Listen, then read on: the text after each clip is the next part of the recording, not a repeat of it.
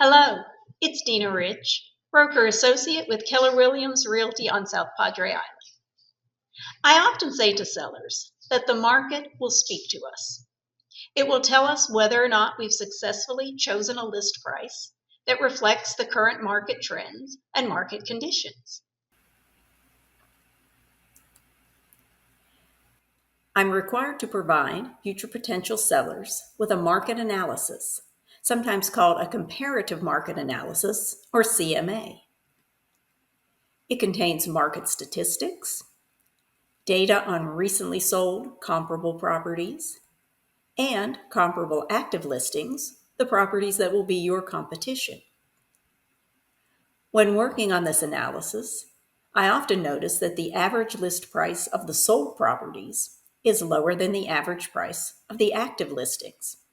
That's a very powerful statement. It's important to remember that just because a property is on the market at a certain price doesn't mean that price is the right one. After all, that property is still on the market. And perhaps it's telling us that we should not follow in its footsteps. That's why I usually suggest pricing closer to the list price of recently sold properties. It's best to follow the lead of properties that were successful.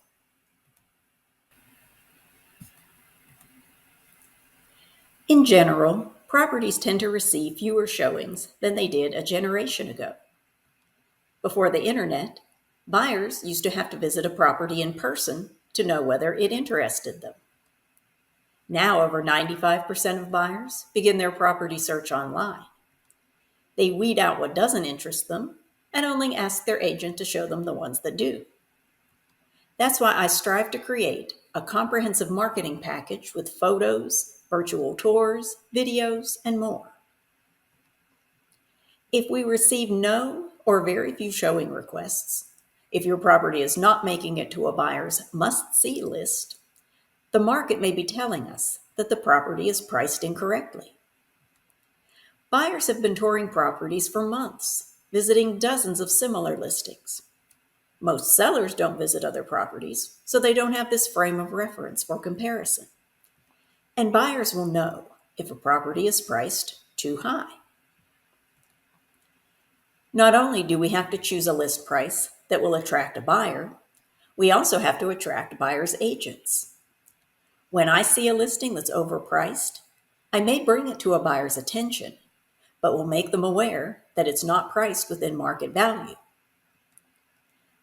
A lack of showings may be telling us there are other factors over which we have no control that are keeping buyers away.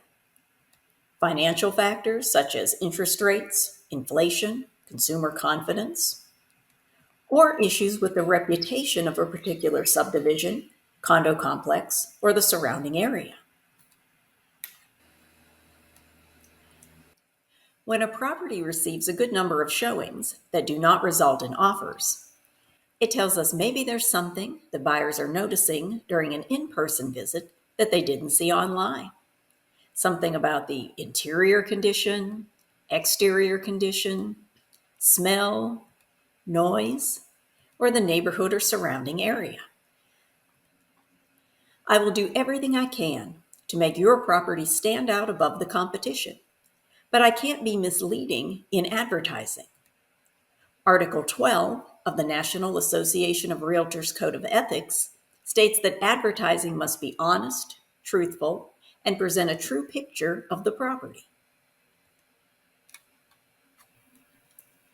An offer that is well below list price tells us something important. Although it could be telling us that the buyer is just a cheapskate, it's more likely telling us that there are aspects of the property that are attracting a buyer, but the buyer and the buyer's agent know that the price isn't right, so their offer is more reflective of actual market value. Does a fast offer at a good price tell us that the property is priced too low? I study the market constantly. I'm a certified pricing strategy advisor, and it's my goal to help you achieve the highest price and the best terms for your property. A fast offer at a good price tells us that we got it right. If our first choice of a list price isn't working, we can listen to what the market is telling us and adjust the price at any time during the course of the listing with a simple one-page amendment. Sometimes sellers tell me they want to list high and then lower the price later. Sometimes that strategy is successful, but most of the time it isn't. What does a property that's been on the market a long time and has lowered the price several times say to buyers? It might be sending a message that the sellers could be feeling desperate. The longer a property lingers on the market, the lower the offers tend to be. We can learn a lot by listening to what the market has to say. And I believe that it's telling us in order to be successful, it's best to begin a listing at a price that is in line with current market value.